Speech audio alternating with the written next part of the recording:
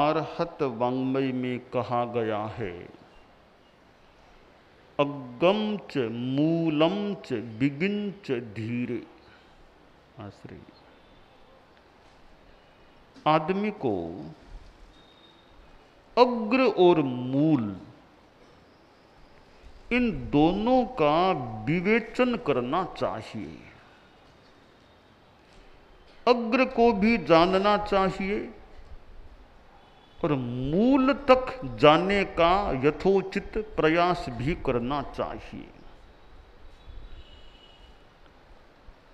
एक सतही अवस्था रूप होता है, एक भीतर का रूप होता है। किसी चीज के ऊपरी भाग को देखना आसान है, समझना भी कुछ आसान है। भीतर में क्या है उसको जानना कठिन तो हो सकता है, पर यथोचित रूप में वहां तक पहुंचने का, जानने का प्रयास करना चाहिए। हमारे सामने शब्द समूह है, हमने केवल शब्दों का अर्थ समझ लिया, पर इन शब्दों के अर्थ के भीतर कौन सा ऐदम्पर्य है वो समझना खास बात होती है। एक संस्कृत में श्लोक आता है, एक पथिक जा रहा था, युवा अवस्था का था और शरीर का गठन भी बढ़िया था, चेहरे में सौंदर्य टपक रहा था, अपनी सहज गति से चल रहा था। मार्ग में एक घर आया, उस घर में एक कुलवधू थी, वह छत पर खड़ी थी। वह युवक उसके घर के पास से जो ही गुजरा या निकट पहुंचा, युवक के हाथ में एक पुस्तक थी। तो वह संस्कृत की बात है, वो कुलवधू बोल पड़ी, रे पांथ पुस्तक धर क्षण मात्र तिष्ठ, वैद्यो शिवा गणित शास्त्र विसार दोषी, के नौषधेन मम पश्यति भर्तुरम्बा, किं वा गमिष्यति पतिः सुचिर प्रवासी। यह संस्कृत में श्लोक बोली। अब श्लोक का हम सीधा अर्थ, शब्दों का अर्थ करें या अनुवाद करें तो सीधा अनुवाद है, हे पथिक जिसके हाथ में पुस्तक है, क्षण भर के लिए यहां रुको, मुझे बताओ तुम वैद्य हो या ज्योतिषी हो। अगर तुम वैद्य हो तो मुझे बताओ मेरी सासू मां कौन सी औषध से देखने लग सकती है, और अगर तुम ज्योतिषी हो तो मुझे बताओ मेरा पति जो लंबे काल से प्रदेश गया हुआ है वह कब लौटेगा। यह इस श्लोक का एक शब्दार्थ के बाद एक वाक्यार्थ कह दें, श्लोकार्थ हो जाता है। ठीक अनुवाद हो गया। इतना सा अनुवाद कोई जान ले, पढ़ ले, यह सतही ज्ञान हो गया। अब इस अनुवाद के गहरे में कुलवधू की भावना क्या है वो सीधा अनुवाद पढ़ने से समझ में नहीं भी आए, वो एकदम पर्यार्थ तक आदमी जाए, गहरे में जाए तो श्लोक का मूल हृदय क्या है, गहरी बात क्या है, मूल क्या है, वह कुछ गहराई में जाने से पकड़ में आ सकता है। खैर, मैं उस गहराई में आपको नहीं ले जाना चाहूँगा। तो बात यह है हम सतह को भी देखें और जहां अपेक्षा हो वहां कुछ गहराई में जाकर भी देखने का प्रयास करें। कारण कार्यवाद, कार्य हमें दिखाई देता है परंतु उसका कारण क्या है वो कुछ गहरा हो सकता है। यह कपड़ा एक कार्य है, कपड़ा बना हुआ मेरे सामने है, तो इसके कारण में जाएं, एक एक परमाणु मिले हुए हैं। कारण मेव तदन्त्यम सूक्ष्मो नित्यश्च भवति परमाणु। एक एक परमाणुओं का संयोग होने से यह कोई परमाणुओं का संयुक्त रूप यह कपड़ा है। तो कार्य सामने आ जाता है, कारण कई बार भीतर में रहता है। उस भीतर वाले को जब तक आदमी न समझे संपूर्ण ज्ञान या गहरा ज्ञान नहीं भी हो सकता। हमारे अध्ययन में भी अगर गहराई आ सके, आ जाए, तो कुछ गहरी निष्पत्ति प्राप्त हो सकती है। एक आदमी पढ़ता है, बस सामान्य कोई पत्र पत्रिका मनोरंजन वाली पढ़ लेता है, अखबार की सामान्य बातें पढ़ ली, ठीक है, वो भी एक सामान्य ज्ञान तो हो सकता है। एक आदमी कुछ गहरा ग्रंथ पढ़ने का प्रयास करे और गहरे ग्रंथ को भी गहराई में जाकर पढ़ने का प्रयास कर सके, तो गहरे पानी पेट, गहराई में जाने से कुछ रत्न, कुछ विशेष चीज प्राप्त हो सकती है। हमारे में कुछ गहराई में जाने की और कारण तक पहुंचने की वृत्ति रहे, केवल ऊपरी भाग, अग्र भाग को ही न देखे, मूल तक, मूल में भीतर में जाकर या भीतर तक अपने ज्ञान से जाकर कुछ अभिज्ञान करने का, पहचानने का, समझने का प्रयास करें। यह एक ऊंची बात हमारे जीवन के लिए ज्ञान के क्षेत्र में हो सकती है। आचार्य भिक्षु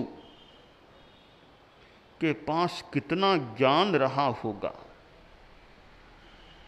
श्रीमद जयाचार्य हमारे जैन श्वेतांबर तेरा पंथ धर्म संघ के चौथे आचार्य, भिक्षु स्वामी तो पहले आचार्य थे, चौथे आचार्य जिनको भिक्षु स्वामी का मानो अवतार के रूप में स्वीकार किया गया, भिक्षु स्वामी के भाष्यकार उन्हें कहा जा सकता है।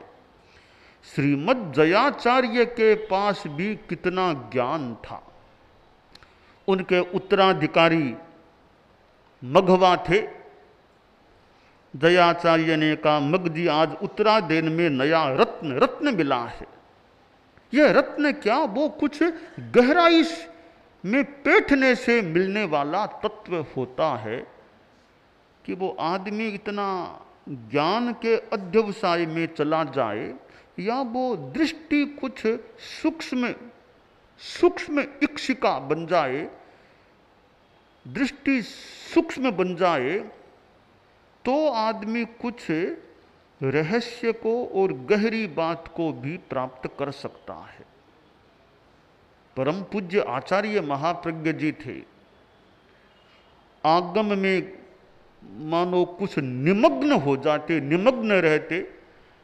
जैन आगमों का, श्वेतांबर परंपरा सम्मत आगमों का, खासकर तेरा पंथ द्वारा सम्मत आगमों का जो संपादन हुआ है, उसमें आचार्य महाप्रज्ञ जी का कितना बड़ा हाथ है, योगदान है।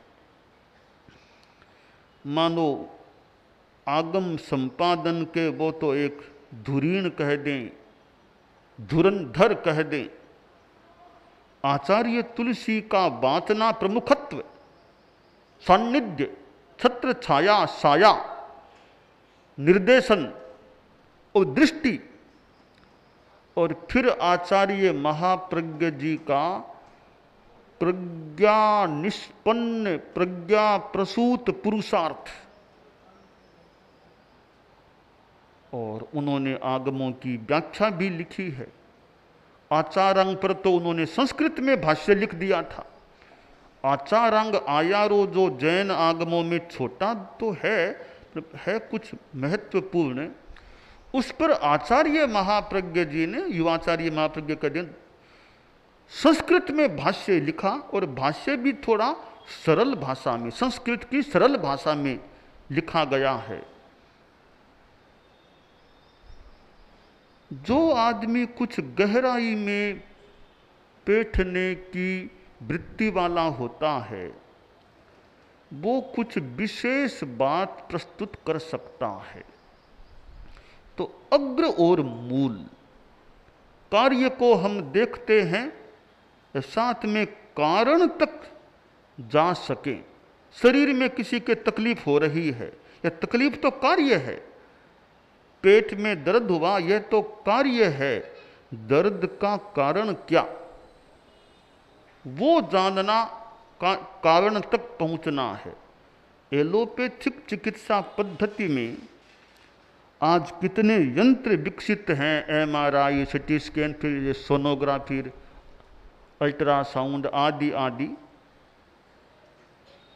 ये यंत्र कारण तक पहुंचाने वाले होते हैं कि पेट में तकलीफ है, ये कार्य है। कारण क्या, वो फिर यंत्रों के माध्यम से निदान करने का प्रयास होता है, कारण तक जाने का प्रयास होता है। आदमी दुखी बनता है, अब दुखी होना तो कार्य है। अब दुख क्यों हुआ, दुख का कारण क्या है, इस कारण तक, मूल तक हम चले जाएं और कारण को मिटाने का प्रयास कर लें, तो दुख का तो समूल नाश करने की दिशा में हम आगे बढ़ सकते हैं। दुख पैदा करने वाला भी स्वयं प्राणी है। आदमी दुख से डरता भी है।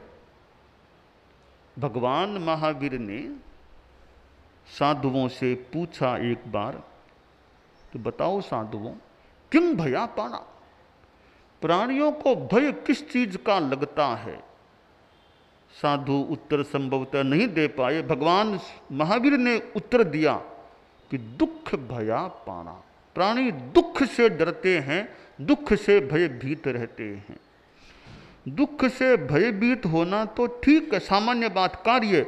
मूल दुख होता क्यों, वहां तक गति हो जाए, राग द्वेष के जो कारण है उनका मूलोच्छेद हो जाए, तो दुख का पूर्णतया विनाश करने की दिशा में गति हो सकती है। दो वृत्तियां आती हैं, एक संग ही वृत्ति, दूसरी स्वानी वृत्ति। प्राकृत में श्लोक आते हैं, पत्थरे नाहतो कीबो क्षिपम दसई पत्थरम मिगारी उ सरम पप्प सरुपत्तिंग मग्गति तहा बालो दुही बत्थुम बाहिरम निंदति भिषम दुखुपत्ति विनाशम तो मिगारिव न पप्पत्ति। आश्रय सुंदर कहा गया कि दो वृत्तियां, स्वयं ही वृत्ति और स्वानी वृत्ति। एक कुत्ते की ओर कोई ढेला फेंके, पत्थर फेंके, कुत्ता क्या करता है, उस ढेले की ओर ध्यान देगा, ढेले को चाटने लग जाएगा। यह है स्वानी वृत्ति, यानी कुत्ते की वृत्ति है, स्वानी वृत्ति है। एक शेर की ओर कोई बाण दागे, बाण फेंके, तो कहते हैं शेर बाण की ओर इतना ध्यान नहीं देगा, बाण फेंका किसने उसकी ओर वह ध्यान देगा। तो बाण फेंकने वाला कौन है, यह मूल तक जाने की वृत्ति हो गई। यह है स्वयं ही वृत्ति, सिंह की शेर की वृत्ति है। शेर की वृत्ति है मूल तक जाने की, श्वान की वृत्ति है अग्र तक रह जाने की। अग्र तक रहना अपर्याप्त है, अपूर्ण गति है। मूल तक जाना पूर्ण गति हो जाती है। राग और द्वेष ये कारण है दुख के।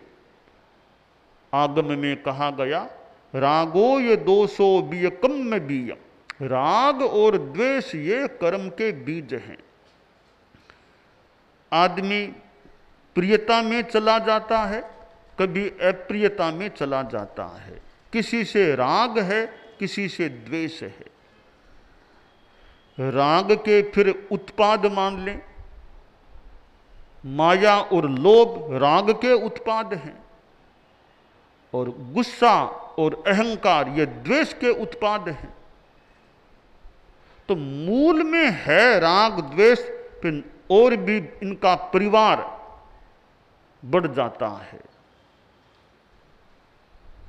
साधना के क्षेत्र में आदमी समता का अभ्यास करे, राग द्वेष को न्यून करने का, कृश करने का प्रयास करे, प्रतनु बनाने का प्रयास करे। जितना जितना राग द्वेष का भाव कम हो जाएगा, उतना उतना आदमी निर्मल चेतना वाला बन जाएगा और दुखों से भी मुक्त हो सकेगा। सिद्ध आत्माएं होती हैं, संपूर्णतया दुख मुक्त हो जाती हैं, कोई दुख वहां नहीं रहता। पर सिद्ध कब बने? राग द्वेष का पहले नाश किया, फिर कहीं जाकर वे सिद्ध बने हैं। सिद्ध ऐसे ही नहीं बनते, राग द्वेष को जीतना होता है, तब कोई आत्मा सिद्धत्व को प्राप्त हो सकती है, बुद्धत्व को प्राप्त हो सकती है। भगवान महावीर राग द्वेष मुक्त बने, बाद में वे तीर्थंकर भी बने, फिर कहीं जाकर सिद्ध बने। भगवान महावीर की विहरण भूमि जहां भी रही हो, फिर भी कहीं कुछ अनुसंधान की या अनिश्चय की बात हो सकती है, पर आचार्य तुलसी की विहरण भूमि तो यह है ही। बोलपुर, जहां आज से करीब 58 वर्ष पहले परम पूज्य गुरुदेव तुलसी पधारे थे, और साथ में महासती लाडांजी भी थी। वो आंचलिया परिवार के लोगों ने कहा कि यहां लाडांजी मास्टांजी विराजी थी। मानो साध्वी प्रमुखा जी ने पुनरावृत्ति कर दी, वहां विराज करके लाडांजी मां सती जी विराजी थी, और साध्वी प्रमुखा कनक प्रभा जी भी साध्वियों के साथ उसी मकान में, संभवतः उसी मकान के स्थानों में प्रवास हो गया। तो लाडांजी की पुनरावृत्ति तो मान लो हो गई है आंचलिया परिवार के भवन के लिए। गुरुदेव तुलसी तो और कई विराजे थे, हमने उनकी पुनरावृत्ति इस रूप में हम और कहीं रह रहे हैं। स्कूल में विराजा, स्कूल में आप तो साथ में ही थे तब। आप वो मतलब मुमुक्षु का जो भी नाम था उस रूप में साथ में थी, हैं? इसी में विराजे थे, इसी में। तब तो मैंने पुनरावृत्ति कर दी फिर तो यदि यही विराजे तब तो। गुरुदेव अगर यहीं विराजे थे तो मैंने उनकी पुनरावृत्ति कर दी। साध्वी प्रमुखा जी ने साध्वी प्रमुखा लाडा जी की पुनरावृत्ति कर दी खैर आज बोलपुर आए हैं, और अब तो यो माने हम गुरुदेव तुलसी की विहरण भूमि में विहार कर रहे हैं, जहां हमारे गुरुदेव ने विहार किया था, पश्चिम बंगाल की धरा पर और इस कोलकाता की कुछ परिपार्श्व की धरा पर। मानो वहीं हमारा विहरण हो रहा है। और गुरुदेव तुलसी ने राजस्थान से कहाँ पश्चिम बंगाल तक पधारे थे। हमारे धर्म संघ में पहले आचार्य थे गुरुदेव तुलसी, जो पश्चिम बंगाल पधारे थे। उनसे पहले कोई भी हमारे परम पूज्य आचार्य तेरा पंथ के जैन श्वेतांबर के पश्चिम बंगाल को पावन उन्होंने नहीं किया, यहाँ नहीं पधारे थे। तो गुरुदेव तुलसी ने इतनी सुदूर यात्रा का शुभारंभ किया था। तो बोलपुर की जनता में भी खूब धर्मोद्योत होता रहे और उनके जीवन में सद्भावना, नैतिकता, नशा मुक्ति का समावेश रहे, यह काम्य है।